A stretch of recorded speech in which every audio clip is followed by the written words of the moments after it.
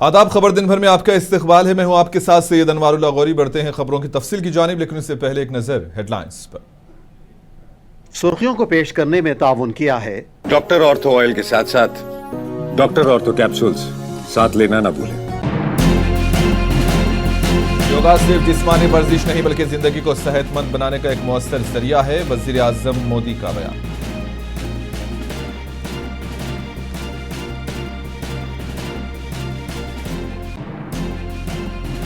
किरण रिजिजू ने श्री विजयपुरम में विकसित भारत संकल्प सम्मेलन में की शिरकत। कहा, ग्रेटर निकोबार प्रोजेक्ट हिंदुस्तान की इक्तिसादी और स्ट्रेटेजिक तरक्की को देगा फरोग।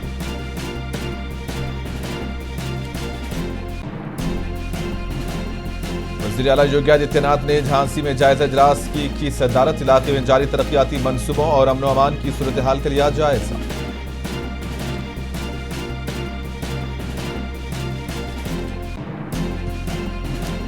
ईरान ने आबनाए हुर्मुज़ को बंद करने का किया ऐलान। अमेरिका और इसराइल पर जंग बंदी के मुआहदे की खिलाफ वर्जी का लगाया इल्जाम।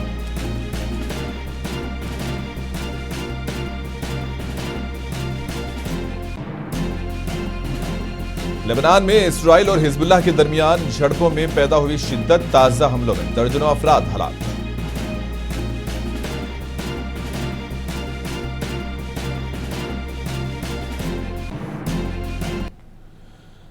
मगरबी बंगाल के तारकेश्वर में वजीर आजम नरेंद्र मोदी ने कहा कि स्वामी विवेकानंद जैसे अजीम योगियों की सरजमीन से निकलने वाला योगा का पैगाम पूरी दुनिया की रहनुमाई करेगा। इन्होंने कहा कि योगा सिर्फ जिस्मानी वर्जिश नहीं बल्कि जिंदगी को मुतवाजन और सेहतमंद बनाने का एक मुअस्सर जरिया है। और वजीर आजम ने ख्वाहिश जाहिर की है कि रियासत के हर कोने में बैनुल अक़वामी यौम योगा के प्रोग्राम मुनक्किद किए जाएं ताकि ज्यादा से ज्यादा लोग इस कदीम हिंदुस्तानी रिवायत से फायदा उठा सकें।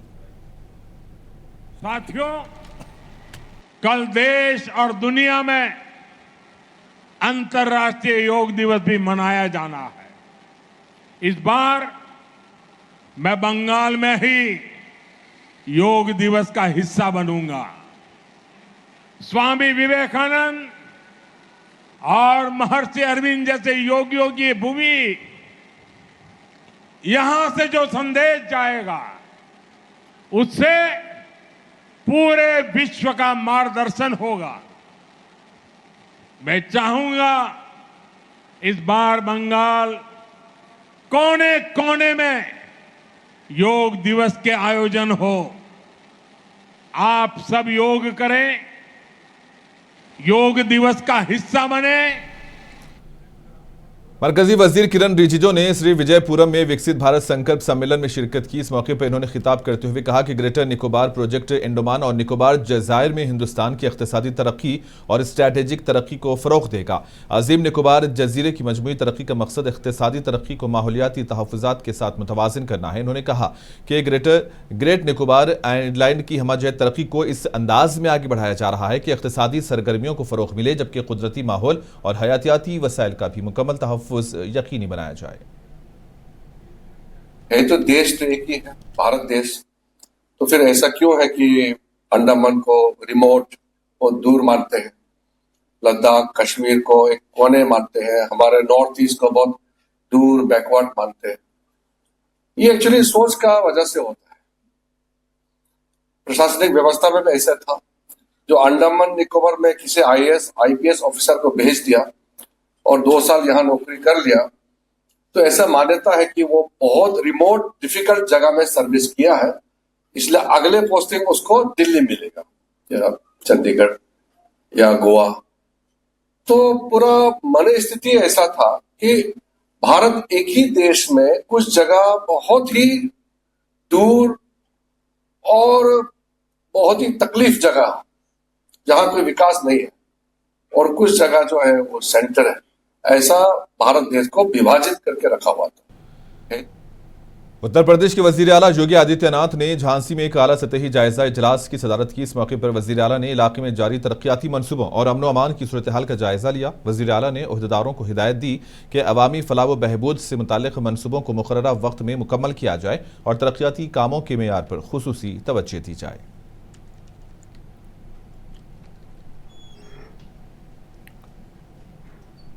सिक्किम के गवर्नर ओम प्रकाश माथुर ने कैलाश मानसरोवर यात्रा 2026 के यात्रियों के पहले जत्थे को नथुला पास से झंडी दिखाकर रवाना किया। 44 यात्रियों का ग्रुप, जिसमें 4 राबता अफसरान और 1 मेडिकल ऑफिसर शामिल हैं, सिक्किम में 4 रोजा मवाफिकत प्रोग्राम मुकम्मल करने के बाद तिब्बत में दाखिल हुए, जिनका ताल्लुक हिंदुस्तान की मुख्तलिफ रियासतों से है। तिब्बत के खुद मुख्तार इलाके में गैलेक्सी की तरफ रवाना हुआ, जो कि मुकद्दस पहाड़ कैलाश और झील मानसरोवर के रास्ते में एक अहम पड़ाव है।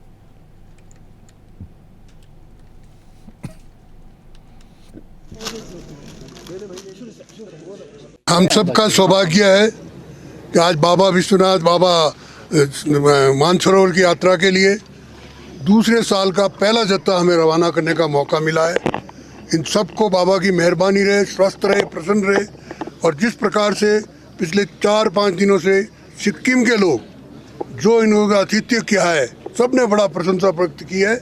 और मैं इन यात्राओं के लिए और सभी यात्रियों के लिए मेरी ओर से बहुत शुभकामनाएं देते हूं। और ये पिछले 5 सालों से जो बंद था, पिछले साल ही शुरू हुआ।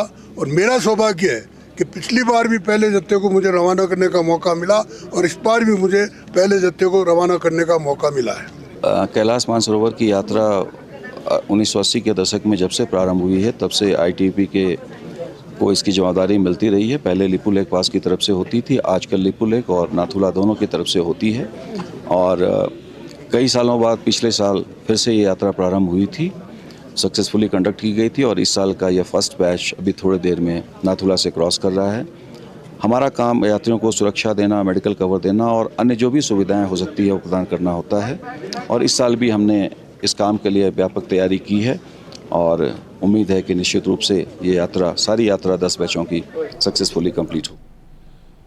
NCP SP leader Supriya Sule की बेटी की शादी की तकरीब मुंबई के जियो कन्वेंशन सेंटर में मुनक्किद हुई। इस तकरीब में कांग्रेस के कौमी सदर मल्लिकार्जुन खड़गे, कांग्रेस लीडर राहुल गांधी, शिवसेना यूबीटी के लीडर उद्धव ठाकरे, आदित्य ठाकरे और संजय राउत, रिलायंस इंडस्ट्रीज के चेयरमैन और मैनेजिंग डायरेक्टर मुकेश अंबानी और रिलायंस फाउंडेशन की चेयरपर्सन नीता अंबानी के अलावा दीगर सियासी, समाजी, फिल्मी शख्सियात के अलावा कारोबारी हलकों की मुतादिद अहम शख्सियात ने शिरकत की।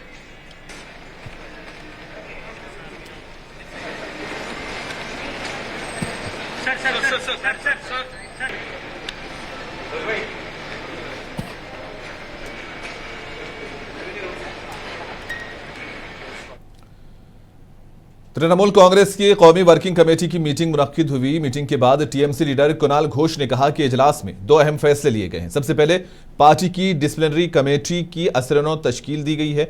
नई कमेटी 5 अरकान पर मुश्तमिल होगी। दूसरा अहम फैसला नेशनल वर्किंग कमेटी में तोसी से मुताल्लिक है। पार्टी के रुकन पार्लियामेंट नदीमुल हक को नेशनल वर्किंग कमेटी में शामिल किया गया है।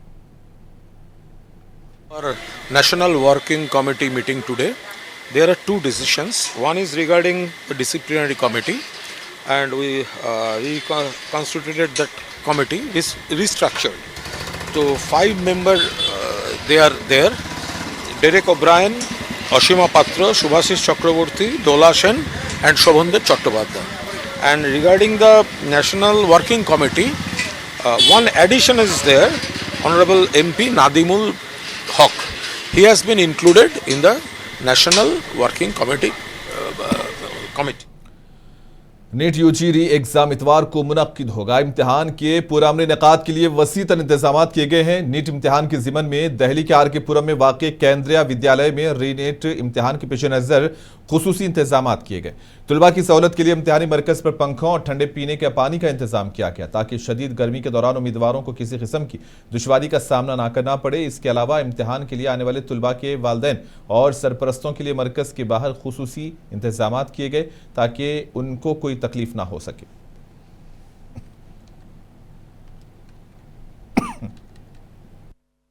हमारे सेंटर पे केंद्रीय विद्यालय संगठन के दिशा निर्देश हैं और NTA के दिशा निर्देश अनुसार हम पूर्ण रूप से तैयार हैं। विद्यार्थियों को वो सभी फैसिलिटी हम देंगे जिससे विद्यार्थी बिना किसी फियर के अपना एग्ज़ाम यहाँ पे दे पाए। क्या इसके लिए कोई आप लोगों को गाइडलाइन भी दिया गया है?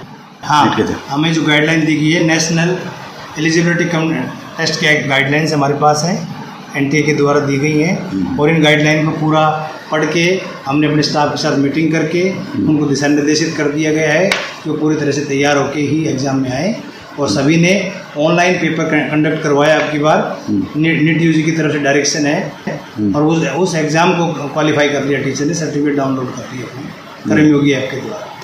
क्या इसको लेकर के कोई अधिकारी भी आए थे यहाँ पे जांच करने के लिए? क्या अभी आपके जस्ट आने से पहले ही एग्जीक्यूटिव मजिस्ट्रेट श्री महावीर जी अभी आए थे, वो पूरा यहाँ आके अपना सेंटर को देख के और अपने आप को संतुष्ट करके अभी गए हैं और कल सुबह मेरे साथ जाएंगे एग्ज़ाम का पेपर लेने के लिए। इतनी गर्मी है, उसको लेकर के क्या छात्रों के लिए और उनके अभिभावकों के लिए कुछ छात्रों और अभिभावकों के लिए पूर्ण तैयारी है। अभिभावकों को बैठने के लिए टेंट की व्यवस्था की गई है, उनके लिए वाटर कूलर लगाए गए हैं और पानी की पूरी व्यवस्था है और ये सभी क्लासरूम के अंदर पंखे, पानी की व्यवस्था पूर्ण रूप से ठीक कर रखी है। महाराष्ट्र के जिले परभनी के यशवारी गांव में एक अफसोसनाक हादसा पेश आया, जहां हनुमान मंदिर के सभा मंडप की छत का एक हिस्सा अचानक से गिर गया। हादसे में कम से कम 3 अफराद हलाक जबकि मुतअद्दिद दीगर जख्मी हुए। पुलिस के मुताबिक हादसा तकरीबन 3:30 बजे पेश आया है। उस वक्त मंदिर में अकीदतमंदों की बड़ी तादाद मौजूद थी। इत्तला मिलते ही पुलिस, जिले इंतजामिया और रेस्क्यू टीमें मौके पर पहुंची इमदादी कार्रवाइयां शुरू की।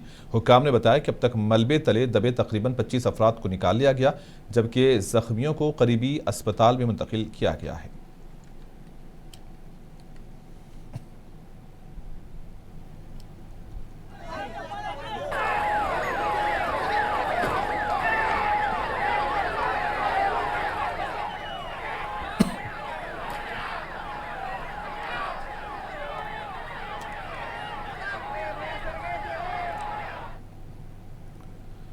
बांग्लादेश में दारुल हुकूमत ढाका समेत मुख्तलिफ शहरों में अक़लियती तबके की जानिब से मजहबी अलामत की मुबैना बेहुरमती के खिलाफ एहतजाजी मुजाहरे किए गए। ज़राए के मुताबिक शुमाली ज़िले गायबांधा में एक मुजवज़ा मजहबी मूर्ति की तनसीब से मुताल्लिक़ है, जहाँ मुबैना बेहुरमती के वाक़े के बाद सूरत हाल कशीदा हो गई। मुजाहिरीन ने हुकूमत से मुतालबा किया है कि ज़िम्मेदार अफराद के खिलाफ फौरी कार्रवाई की जाए और अक़लियतों के मजहबी हुकूक़ का तहफ़्फ़ुज़ यकीनी बनाया जाए। दूसरी जानिब हुक्काम का कहना है कि मामले की तहक़ीक़ात जारी हैं और अमन व अमान को बरकरार रखने के लिए इजाफी सिक्योरिटी तैनात कर दी गई है।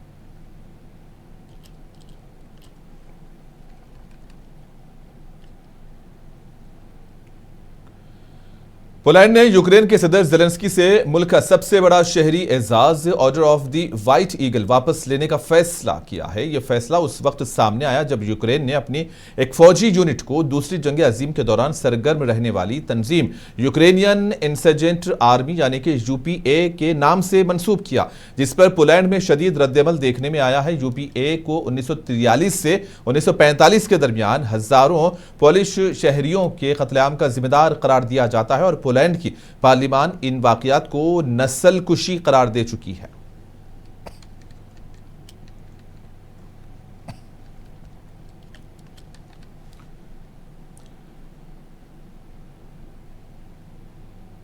ईरान ने आबनाए हुर्मुज़ को बंद करने के ऐलान कर दिया है। अमेरिका और इसराइल पर जंगबंदी मुआहिदे की खिलाफवर्जी का इल्जाम आयद करते हुए ईरान ने आबनाए हुर्मुज़ में बहरी आमदोरफ्त को रोकने का फैसला किया, जिसके बाद मशरिक़ वस्ता में एक बार फिर कशीदगी में इजाफा और आलमी तवानाई मंडियों में बेचैनी पैदा होने का खदशा बढ़ गया।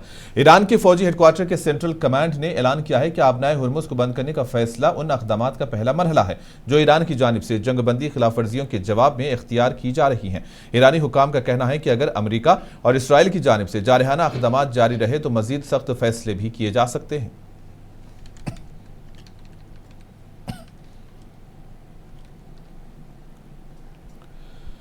मशरिक़ वस्ता में जंगबंदी की कोशिशों के बावजूद लेबनान में इसराइल और हिजबुल्लाह के दरमियान झड़पें एक बार फिर शिद्दत इख्तियार कर गई हैं। ताज़ा हमलों और जवाबी कार्रवाइयों में दर्जनों अफराद हलाक हो चुके हैं, तो दूसरी जानिब अमेरिका और ईरान के दरमियान सिफारती राबते तेज हो गए हैं और स्विट्जरलैंड में अहम मुज़ाकरात का आगाज होने जा रहा है। लुबनान के जुनूबी इलाकों में इसराइल और हिजबुल्लाह के दरमियान शदीद लड़ाई जारी है। रिपोर्ट्स के मुताबिक हालिया झड़पों और फजाई हमलों में 47 से ज़ायद अफराद जान की बाजी हार चुके हैं, जबकि 4 इसराइली फौजी भी हलाक हुए हैं। हफ्ते के रोज़ लुबनानी सरकारी मीडिया ने ताज़ा इसराइली हमलों में मज़ीद 5 अफराद के मारे जाने की इत्तला दी। ये सूरत हाल ऐसे वक्त में सामने आई है जब अमरीका और ईरान के दरमियान तय पाने वाले जंगबंदी मुआहिदे में लुबनान को भी शामिल किया गया था। मुआहिदे के तहत तमाम महाजों पर फौजी कार्रवाइयां रोकने और 60 दिन के अंदर मुस्तकिल हल के लिए मुज़ाकरात का आगाज होना था। ताहम इसराइल और हिजबुल्लाह इस मुआहिदे का बाज़ाब्ता हिस्सा नहीं है। जराए के मुताबिक कतर, ईरान और अमेरिका की सालसी में इसराइल और हिजबुल्ला ने जुमे के रोज जुनूबी लुबनान में शदीद लड़ाई रोकने पर इत्तेफाक किया, लेकिन ताहाल किसी भी फरीक ने जंगबंदी की सरकारी तस्दीक नहीं की। इधर अमेरिका ने अपने खुसूसी एलची स्टीव विटकॉफ की क़ियादत में एक आला सतही वफ्द स्विट्जरलैंड रवाना कर दिया है, जहां ईरानी वजीर खारजा अब्बास इराक्ची से अहम मुलाकात मुतवक्की है। ये पेशरफ्त ऐसे वक्त में हुई है जब अमरीकी नायब सदर JD वेंस का दौरा स्विट्जरलैंड ईरान के मुतालबे पर मनसूख कर दिया गया था। अब नजरें स्विट्जरलैंड में होने वाली मुज़ाकरात पर मरकूज हैं, जहां ये तय होगा कि जंगबंदी बरकरार रहती है या खित्ता एक बार फिर वसी तसादुम की तरफ बढ़ता है। ब्यूरो रिपोर्ट, मुनसिफ टीवी।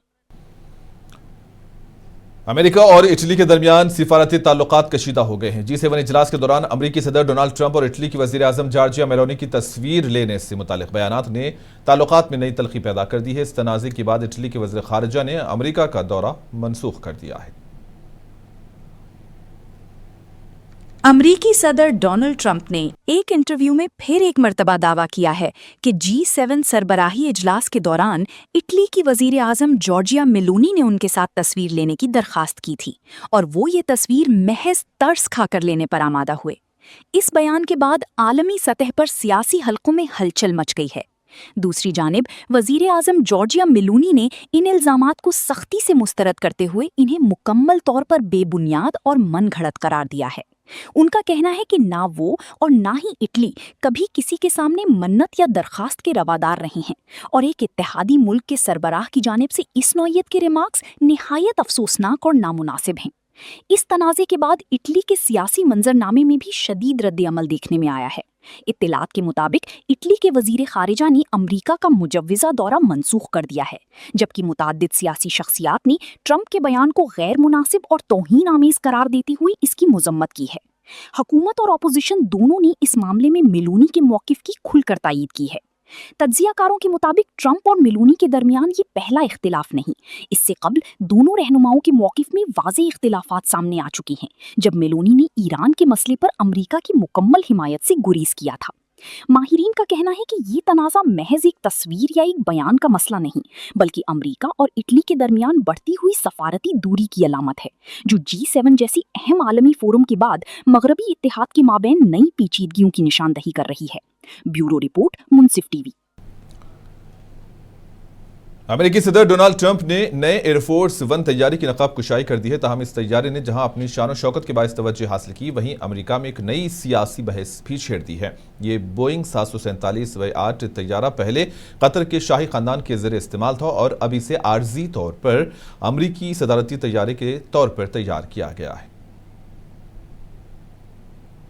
अमरीकी सदर डोनाल्ड ट्रंप का नया एयरफोर्स 1 बोइंग 747-8 जेट तैयारा, जो कब्ल अजीन कतर के शहनशाही खानदान के ज़ेर इस्तेमाल रहा है, अब अमरीकी सदर के सरकारी तैयारे के तौर पर इस्तेमाल किया जा रहा है। ये तैयारा मुस्तकिल हैसियत का हामिल नहीं, बल्कि एक आर्जी ब्रिज एयरक्राफ्ट के तौर पर खिदमत अंजाम दे रहा है, जब तक बोइंग कंपनी सदर अमेरिका के लिए नया खास तैयारा तैयार नहीं कर देती। तवक्को की जा रही है कि बोइंग का नया तैयारा 2028 तक मुकम्मल होकर फराहम कर दिया जाएगा। इसी दौरान डोनाल्ड ट्रंप ने ऐलान किया है कि वो आइंदा माह तुर्की के दारुल हुकूमत अंकारा में मुनक्किद होने वाले नेटो इजलास में इसी आर्जी तैयारे के जरिए शिरकत करेंगे। Designers and engineers prepared an aircraft that is the largest Air Force One ever built. It flies further and faster than any Air Force One. Those are the giant engines. Those are incredible engines. It's the fastest. Flies further. You don't have to stop for fuel every few hours. You maybe will never have to stop for fuel.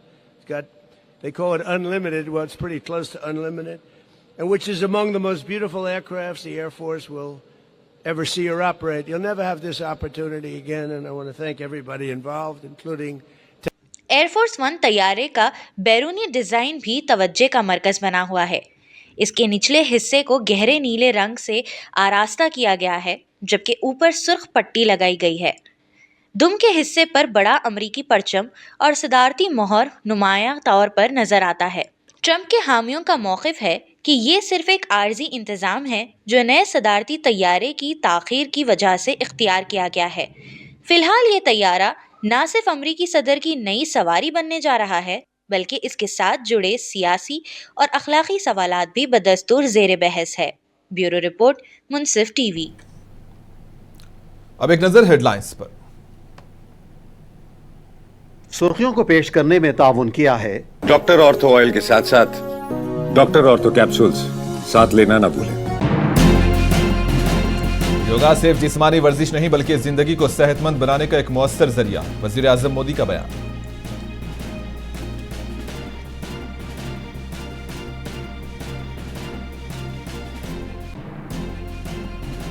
किरण रिजिजू ने श्री विजयपुरम में विकसित भारत संकल्प सम्मेलन में की शिरकत। कहा, greater Nicobar project Hindustan की इक्तिसादी और स्ट्रैटेजिक तरक्की को देगा फरोग।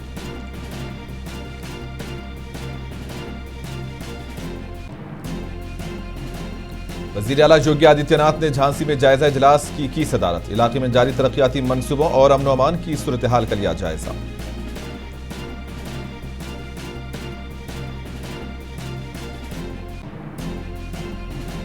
ईरान ने आबनाए हुर्मुज को बंद करने का किया ऐलान। अमेरिका और इसराइल पर जंग बंदी के मुआहिदे की खिलाफ वर्जी का लगाया इल्जाम।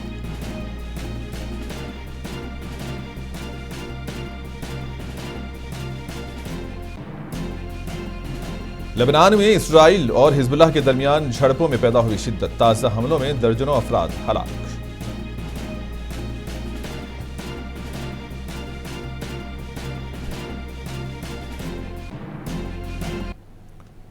और इसी के साथ ही खबरों का सिलसिला यहीं पर इख्तिताम पजीर होता है। दीजिए इजाजत, आदाब।